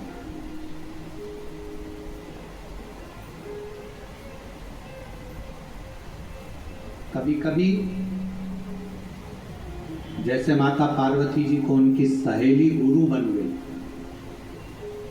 कभी कभी कोई बेस्ट फ्रेंड, कोई अच्छी सहेली, कोई अच्छा दोस्त जो सत्संग में लगा रहने वाला है, संकीर्तन में लगा रहने वाला है, भगवान से जुड़ा हुआ हो, गुरुओं से जुड़ा हुआ हो, कभी कभी वो भी गुरु बनकर ज्ञान दे जाता है। पार्वती जी की सहेली ने पार्वती जी को ज्ञान यही भाव से दिया। जल चढ़ा, पार्वती जी ने बालू रेत का शिवलिंग बना लिया, वहीं की मिट्टी उठाकर सहेली के कहने पर जल चढ़ाना प्रारंभ करा। और जो जल चढ़ाना प्रारंभ करा, भूखी प्यासी रहकर बेलपत्र समर्पित कर कर जो पार्वती जी ने तप साधना करना प्रारंभ करी, जल चढ़ाना, शिव के पार्थिव लिंग का पूजन करना। और शिव महापुराण में वर्णन है, लिंग पुराण में वर्णन है, स्कंद पुराण में वर्णन है, कूर्म पुराण में वर्णन है कि पार्थिव लिंग का पूजन करने वाला व्यक्ति जिंदगी में सारे सुख पा लेता है। पार्थिव लिंग का पूजन करने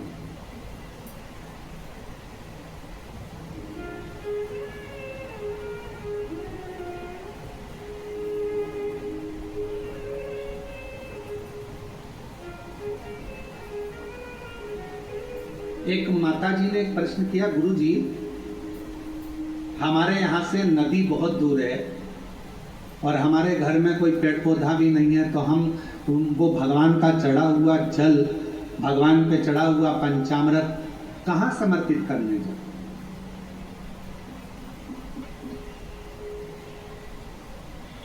हमने कहा कि मिट्टी तो है तुम्हारे घर में, तो कहा मिट्टी तो है। हमने पूछा कितनी मिट्टी मिल जाएगी? उन्होंने कहा गुरु जी ये तुम जितनी बोलो, 1 तगाड़ी 2 तगाड़ी 10 तगाड़ी, जितनी मिट्टी बोलो उतनी मिल जाएगी। हमने कहा तुम्हारे यहाँ पर बड़ा सारा थाल है? हाँ। थाल भर के मिट्टी ला सकते हो? हाँ। हमने कहा लेकर हम जहाँ ठहरे हुए थे पर वो थाल भर कर मिट्टी लाए। एक बड़ा सा आरती करते हैं ना हमारे शर्मा जी, आरती करने के लिए भी थाली नहीं लाए, थाल लाए।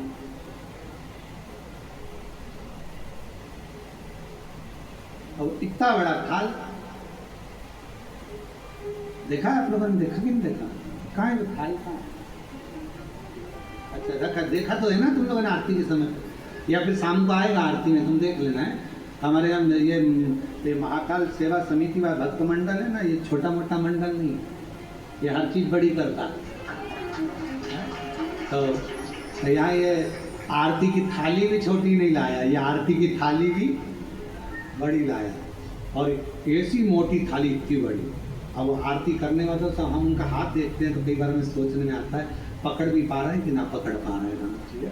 अब मोटी थाली थाली, अब वो इतने बड़े थाल लिया है, हमने कहा इसको मिट्टी से भर ला। अब वो मिट्टी से भर कर लिया, अब मिट्टी से भर कर लाई, हमने उसको बीच का जो भाग था उसमें थोड़ा सा चंदन अगर तगर डालकर सुंदर बढ़िया उसको चंदन का छींटा देकर दही आदि मिलाकर घी मिलाकर उसका शिवलिंग बीच में बना दिया। अब जैसे ये थाली और मिट्टी से भरी बीच में शिवलिंग बना दिया, शिवलिंग बनाकर वहीं उंगली से जलाधारी बना दी। अब हमने कहा इस पर जल चढ़ा, पानी दिख रहा है कहीं पर कि नहीं गुरुजी, दूध चढ़ा कहीं दिख रहा है गुरुजी, नहीं गुरुजी, दही चढ़ा कहीं दिख रहा है, शहद दिख रहा है, घी दिख रहा है, नहीं, फिर पानी चढ़ा, कहाँ गया वो शहद, कहाँ गया वो दल, कहाँ गया वो दूध, सब जो थाली में मिट्टी भरी थी सब उसने सोख लिया, शिवलिंग बीच में वैसा की वैसा ही रह गया। और अब उसे विसर्जन कहाँ करे, तो एक लोटा जल डालना, बाद में पूरा शिवलिंग विसर्जन हो जाएगा, उस मिट्टी को किसी गमले में ले जाके डाल देना। शंकर भगवान अपनी अलमस्ती के आनंद में पार्थिव पार्थिव पार्थिव पार्थिव 23 जुलाई को आप लोग जब बाबा का अभिषेक करें, शाम के समय 7 बजे से 8 बजे तक आप और हम बैठेंगे, ऑनलाइन अभिषेक चलेगा श्रावण के महीने का। पार्थिव अभिषेक करते समय शाम को जब 8 बजे विसर्जन का समय आए, आपका मन पड़े दूसरे दिन विसर्जन करो, आपका मन पड़े रात्रि में, शाम के समय जब अभिषेक पूर्ण हो जाए, विसर्जन का जब मंत्र बोल दिया जाए, आप विसर्जन करें। शिवरात्रि का दिन एक ऐसा दिन होता है कि शिवरात्रि की रात्रि को 4 पहर में 4 बार कई भक्त शिवलिंग का निर्माण करते हैं, 4 बार विसर्जन करते हैं, 4 बार शिवलिंग का निर्माण करते, 4 बार विसर्जन करते, 4 बार शंकर की आराधना में डूबे रहते हैं। पूरी रात शिव की आराधना चलती रहती, पूरी रात साधना में। और पढ़िएगा शिव महापुराण में सारे लेख आपको मिलेंगे, सारे शिव महापुराण में एक एक चीज आपको पढ़ने को मिलेगी, कोई अलग से कुछ। काली मिर्च चढ़ाने का क्या विधान है, गेहूं के दाने चढ़ाने का क्या विधान है, काली तिल चढ़ाने का क्या विधान है, धतूरा चढ़ाने का क्या विधान है, शमी पत्र चढ़ाने का क्या विधान है, बेलपत्र चढ़ाने का क्या विधान है। जो जो चीज 23 जुलाई को चढ़ाई जाएगी उसका सारा विधान आपको आप शिव महापुराण के अंदर मिलेगा। बस पढ़ना उसको, केवल पढ़ो, अध्ययन करो। किसी ने लिख दिया, लिख देगा, लिखने वाला लिखेगा ये क्यों चढ़ाया, इससे क्या होता है, नहीं, अपने पढ़ो, उसको अध्ययन करो। चावल के दाने, गेहूं के दाने, अन्न का भात, मूंग, ये सब प्रसंग हमारे शास्त्रों में सब।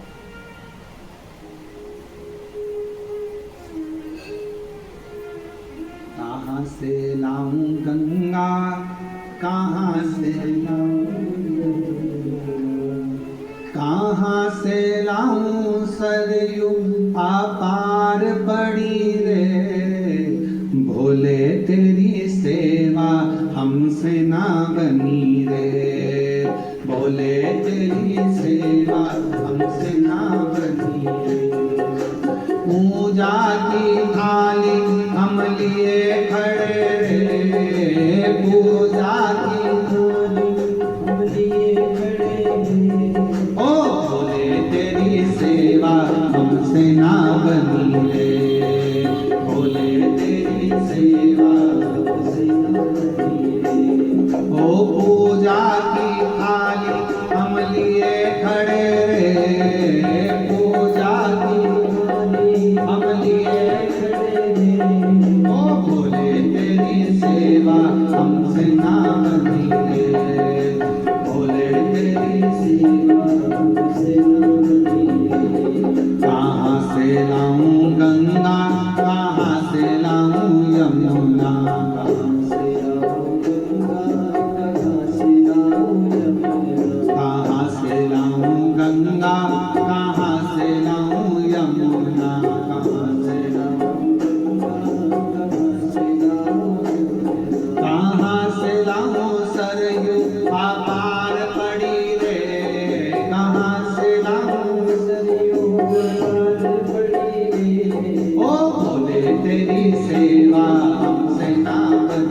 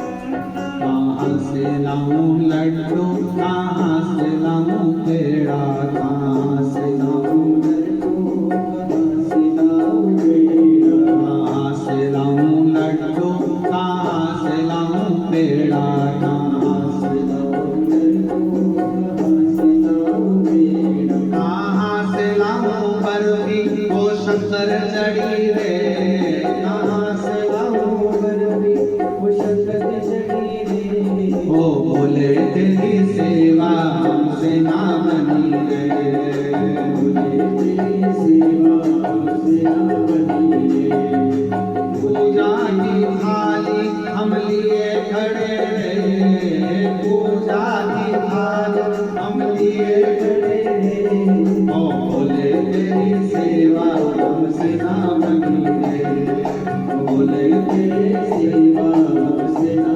बनी रे।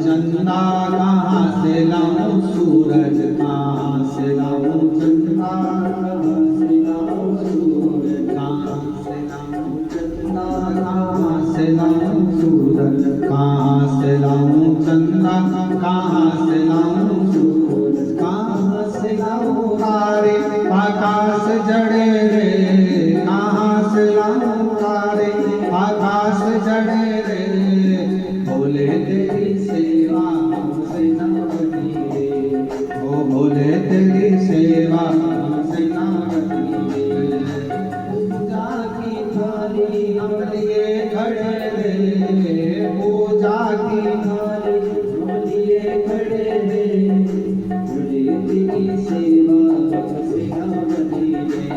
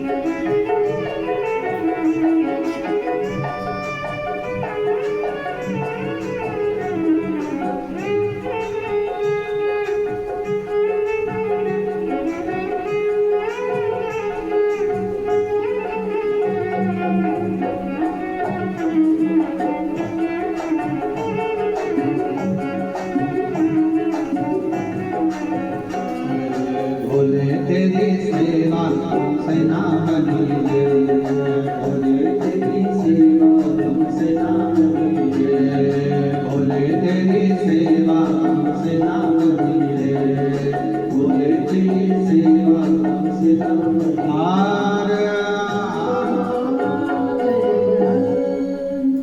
अपने स्थान पर बैठकर भगवान शिव जी से अपने मन का भाव करें, हृदय से प्रार्थना करें, निवेदन करें, विनय करें।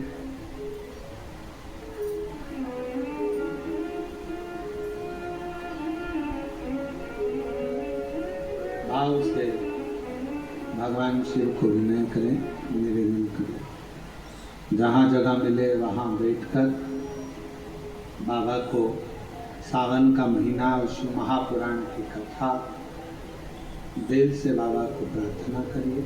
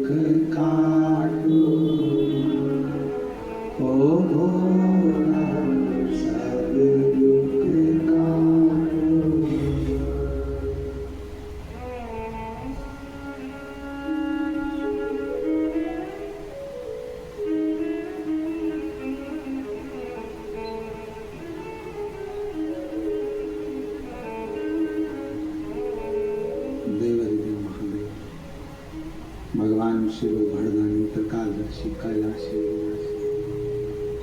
भगवान शंकर की पवित्र कथा करें। अच्छा मित्र भी एक दिन गुरु का कार्य कर जाता। पार्वती माता को उनकी सहेली ने सीख दे दी कि शंकर का पार्थिव पूजन करना प्रारंभ,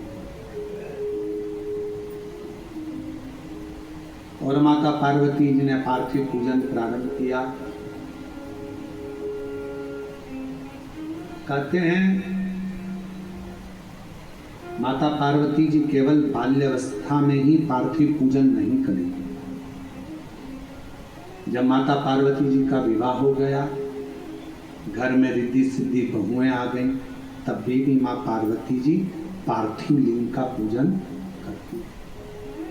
अब जरा विचार करिएगा, बहुत समझने वाला विषय है। पार्वती जी को शिव जी मिल गए, घर में रिद्धि सिद्धि आ गई, पुत्र गणेश आ गए, षडानंद कार्तिकेय आ गए, अमोद प्रमोद आ गए, शुभ लाभ आ गए, अब जिसके घर में इतना सारा सब सुख आ गया तो फिर पार्थिव लिंग पूजन करने की जरूरत क्या थी?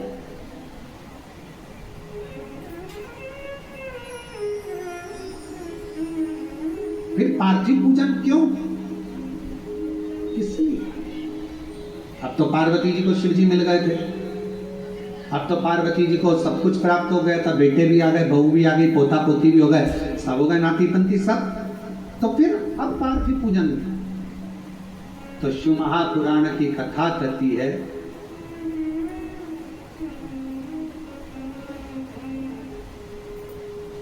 सती खंड के अंदर एक बात आती है, शिव की आराधना केवल सुख पाने के लिए ही नहीं, शिव की आराधना शिव की दृष्टि में शंकर भगवान के चरणों में जिंदगी भर रहने के लिए भी होना चाहिए। शिव के चरणों में रहने के लिए। आपके पास में गाड़ी आ गई, बंगला आ गया, दौलत आ गई, बच्चे हो गए, संपदा आ गई, सारा सुख हो गया और आप शिव को भूल गए, ये श्रेष्ठता ना। एक पत्र आया है, देखिए पत्र में कितना सुंदर भाव वर्णन किया।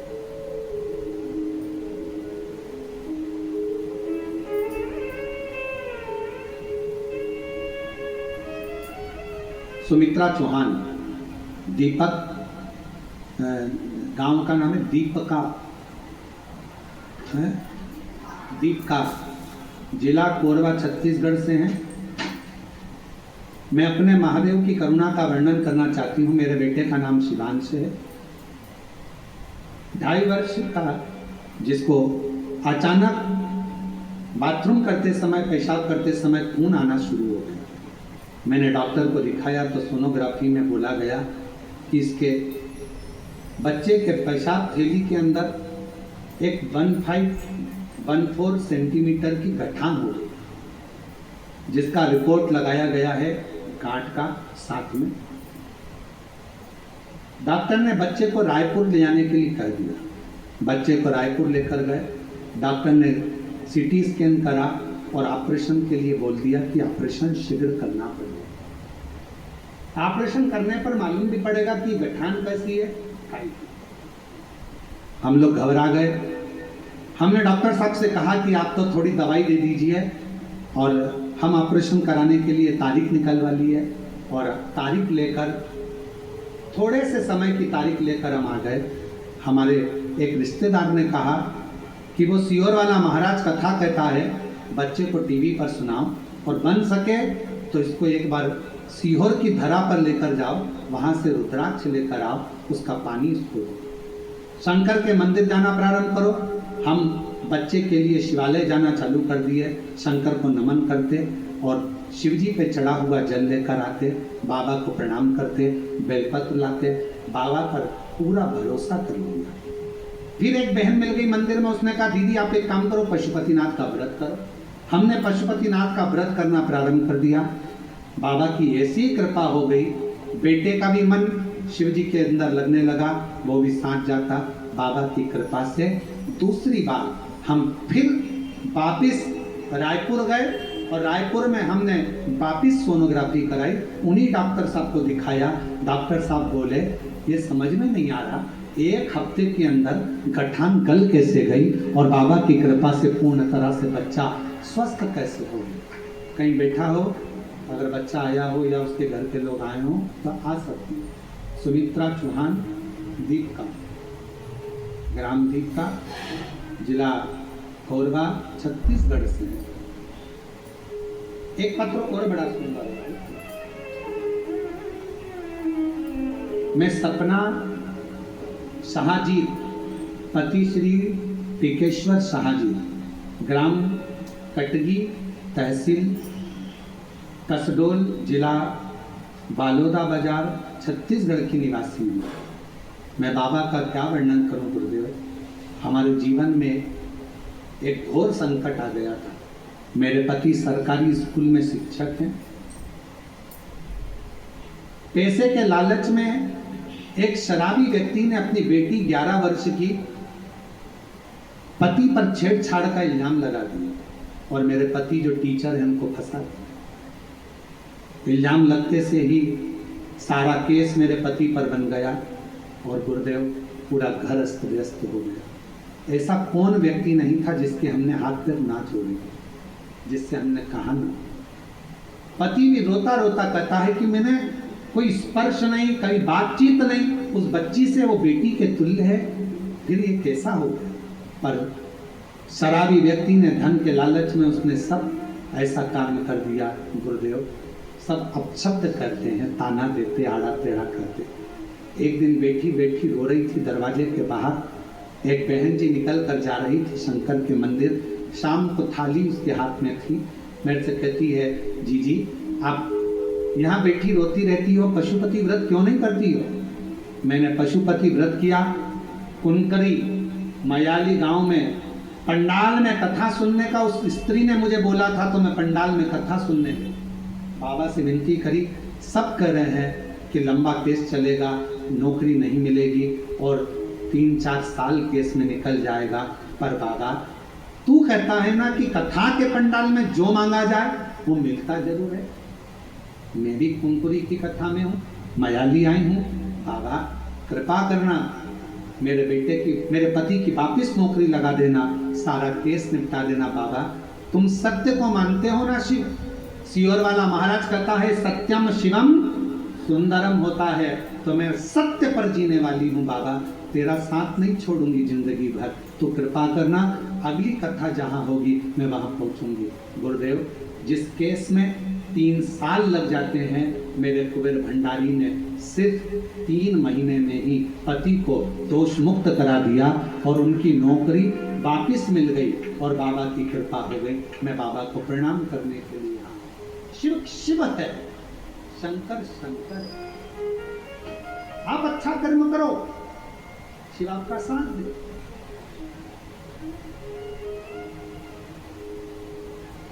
कोई कितना भी इल्जाम लगाए, अपशब्द बोले, ताना दे, गाली दे, दुनिया का काम है तुम्हारे पर आक्षेप लगाना। जिसके पास कीचड़ होता है वो कीचड़ ही लगाता है और जिसके पास इत्र होता है वो इत्र ही लगाता है। ये दुनिया की, जिसकी जेब में इत्र की शीशी होगी वो तुरंत इत्र की शीशी निकाल। हमारे वो छिपरा वाले मालू जी, उनकी जेब में हमेशा इत्र रखा रहता है। हमारे वो खोपरा गोले वाले हैं, हमारे वो बेसन वाले हैं, ऐसे कई लोग हैं उनकी जेब में इत्र रखा रहता है। वो इत्र निकालते चरणों में लगा देते। उनकी आदत, इत्र की शीशी रखोगे तो इत्र लगाएगा और कीचड़ होगा साथ में तो कीचड़ लगाए। तुम्हारे पास में क्या है? कोई कीचड़ से भरा हुआ व्यक्ति होता है तो दिन भर आक्षेप लगाता रहता है, ये ऐसा वो वैसा, उसने ऐसा कर दिया, उसने वैसा कर दिया, उसने ये कर दिया। समझ लेना नगर पालिका की, नगर निगम की कचरे की गाड़ी है। बार बार आक्षेप लगाने वाला, गलत बोलने वाला व्यक्ति जब निकल कर जाए तो उससे दूरी बना लो, क्योंकि कचरे की गाड़ी के पास खड़े नहीं रहना। कचरे की गाड़ी से ज्यादा चिपकना मती, नहीं तो उसकी बदबू अपने अंदर आने लगती है। कचरे की गाड़ी जब भी निकले तो मुंह पर कपड़ा डालो और निकलते चले जाओ। इस कचरे की गाड़ी से ज्यादा मिलाप नहीं करना। क्या करते हो? तुम्हारे यहाँ कचरे की गाड़ी निकलती है तो उसके पास खड़े रहते हो क्या? जम के तो बोलो नहीं। क्या करते हो? कचरे की गाड़ी में बदबू आ रही है, तुरंत मुंह पे कपड़ा लगाओगे, साइड में से निकल जाओगे। हारन भी बजाओगे तो कचरे वाला नहीं हटाएगा, उसको कचरा बीनना है। कचरे की गाड़ी है, उसको मालूम है कचरे की है। तू अलग से निकल, तुझे बचना है। कचरा तेरे अंदर नहीं चिपकना चाहिए, बदबू तेरे अंदर नहीं चिपकना चाहिए, कीचड़ तेरे अंदर नहीं लगना चाहिए। तू बचकर चल। वो तो कचरे की गाड़ी नगर निगम वाले ने बनाई है। उसी तरह संसार में कई लोगों को निंदा करने वालों को भगवान ने कचरे की गाड़ी की तरह पैदा करा है। वो दिन भर बदबू मारते हैं, दिन भर कचरा फैलाते हैं। उनका काम ही कीचड़ उछालना है। उनका पूरा 24 घंटे एक काम रहता है। कोई अच्छा काम कर रहा है उस पर कीचड़ उठा लो। कोई महाराज है, अच्छा काम कर रहा है, सनातन को जोड़ने का काम कर रहा है, उस पर कीचड़ उठा लो। कोई महिला है, आगे बढ़ रही है, कोई बच्चा पढ़ने में लगा है, कोई एजुकेशन में लगा है, कोई चिकित्सा में लगा है, कोई अच्छा कार्य कर रहा है, कोई भूखे को भोजन करा रहा है, प्यासे को पानी पिला रहा है, उसके ऊपर कीचड़ उछालो। उसके पास 24 घंटे एक ही काम है, क्योंकि उससे भगवान ने कचरे की गाड़ी की तरह पैदा करा है। कचरे उससे बचिए।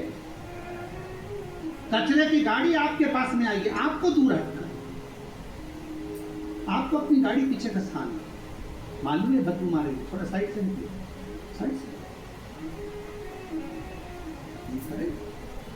महाराज इस पत्र से सीखने वाला विषय है, उस बहन ने भगवान से कह दिया तू सत्य की रक्षा कर, तुझे जब मानूंगी तू सत्य को जीता दे। और वही सत्य जीता जो केस इतने ईमानदारी से बोलो, ऐसा केस इतनी जल्दी निपट सकता है क्या? 3 महीने के अंदर वो लिख रही है, 3 महीने में मेरे पति को दोबारा जॉब मिल गई और सारा केस पलट गया। ये शिव की कृपा। और उसमें एक लाइन लिखी, सबके हाथ पैर जोड़ लिए, ऐसा कोई व्यक्ति नहीं था जिसके पास नहीं गई हाथ पैर जोड़ने, आखिरी में शिव के पास गई, आखिरी में शंकर के पास।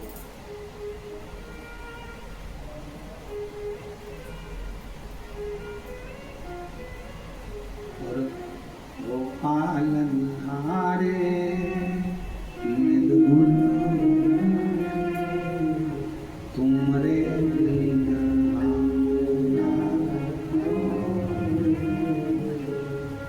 हमरी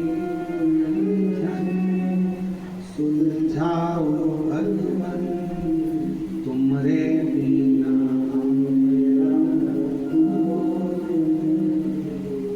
ओ पालनहारे निर्गुण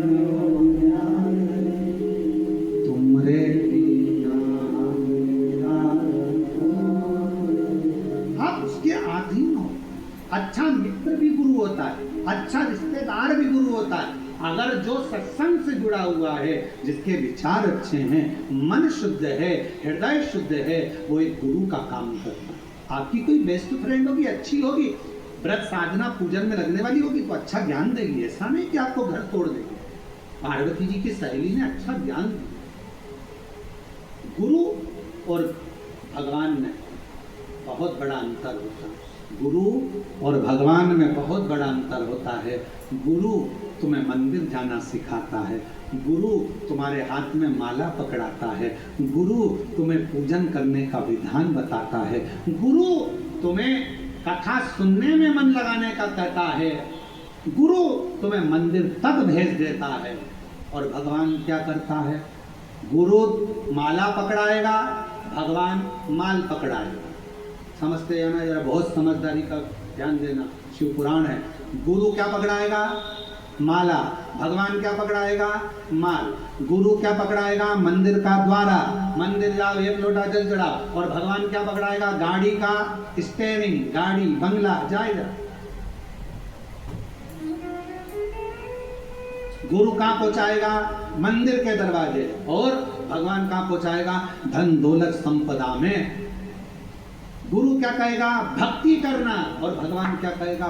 भगवान सोचेगा अगर ये भक्ति में लगा रहेगा तो इसको मुझे देते ही रहना पड़ेगा, इसको भक्ति से हटाना जरूरी है। तो भगवान क्या करता है कि तुम्हें माला से हटाकर माल में फंसा देता है।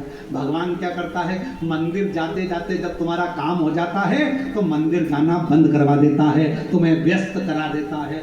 फिर भगवान क्या करता है? तुम कथा में मन लगाते रहते हो तो भगवान धीरे धीरे तुम्हारे मन को कथा सुनते सुनते उच्चिष्ट कर देगा। तुमको लगेगा बहुत सालों से सुन रही हूँ, 2 साल हो गए, 4 साल हो गए, अब मन उच्चिष्ट होने लगेगा। तो धीरे धीरे उच्चिष्टता आने लगती है। अर्थात भगवान तुम्हें कथा से दूर करेगा, मंदिर से दूर करेगा, सत्संग से दूर करेगा। क्यों?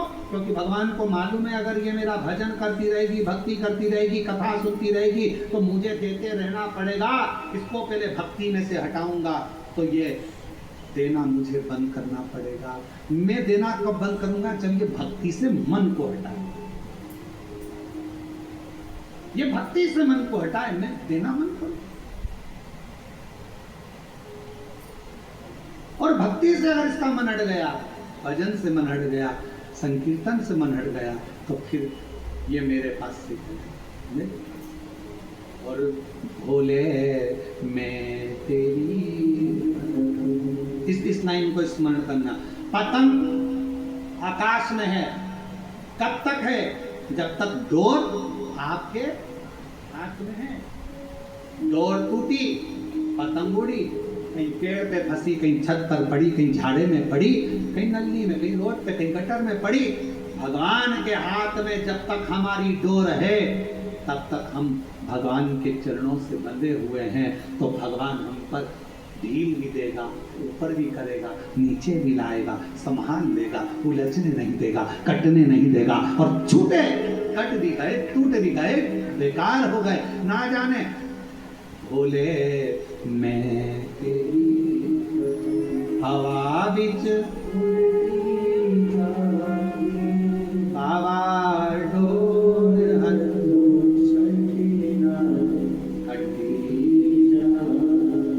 बोले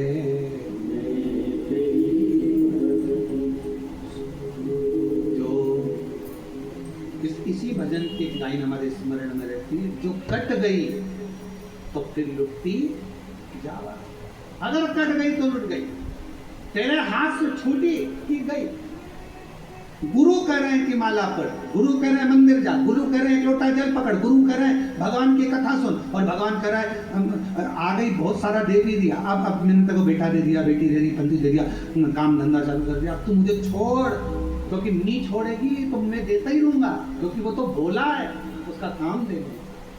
शिव छुड़ा रहे हैं, गुरु जोड़ रहे, गुरु कह रहे छोड़ना ही मत। जब जब टीवी पर कथा मिले, आस्था चैनल पर शिव महापुराण की कथा आ रही हो, तुरंत बैठ जाओ कथा सुनने। सुनने भी ना बैठो तो चलते फिरते टीवी चालू कर दो, चलने दो और अपना काम करते रहो, कथा सुनो।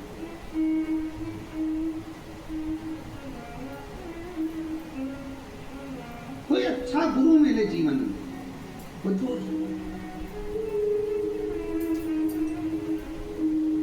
पार्वती मैया को उनकी सहेली अच्छा गुरु के रूप में, और बहुत अच्छे गुरु के रूप में माता पार्वती जी की सहेली मिली। तो पार्वती जी की सहेली ने कहा कि पार्थिव लिंग की आराधना, कोई अच्छा पहचान वाला मिले ना, जो भगवान को जानता हो, उसका संग जरूर करो। पहले ऐसा नियम था, तुम्हारे छत्तीसगढ़ में था कि नहीं था हमको नहीं मालूम। पहले ऐसा नियम था, शादी में सोना खरीदने जाते थे तो जो सोने के परखदार होते थे उसको लेकर जाते थे दुकान पे, तुम चलो जीजी, तुम अच्छे से देख लोगी, काका जी, मामा जी, बहू का सोना लेना है, बेटी की झुमकी लेना है, ये करना है, तुम चलो सोना की परख कर सकते। बोलो बोलो सही है। कपड़ा लेने जाते थे तो परखदार को ले जाते थे, बड़े भैया को लेके जाना, कपड़े की परख उनको बहुत ज्यादा है, कौन सा कपड़ा अच्छा रहेगा पानी में, कौन सा सुखड़ेगा नहीं, मालूम पड़े धोया और सुखड़ गया, बड़े भैया को ले गया, उनको कपड़े की परख है। फ्रिज लेने जाते थे तो घर के कम से कम 8 लोग जाते थे, 4-6 फ्रिज ले, क्यों? कोई परखैया को ले जाओ, लाइट वाले को, उसको मालूम है कौन सी कंपनी का अच्छा रहता है, कौन सा पावर होता है, कौन सा क्या होता है, कौन सा, परखदार को लेकर जाओ। याद रखना, सोना लेने जाओ तो परखैया को लेकर जाओ, इलेक्ट्रॉनिक सामान लेने जाओ तो परखैया को लेकर जाओ, कपड़े लेने जाओ तो परखदार को लेकर जाओ।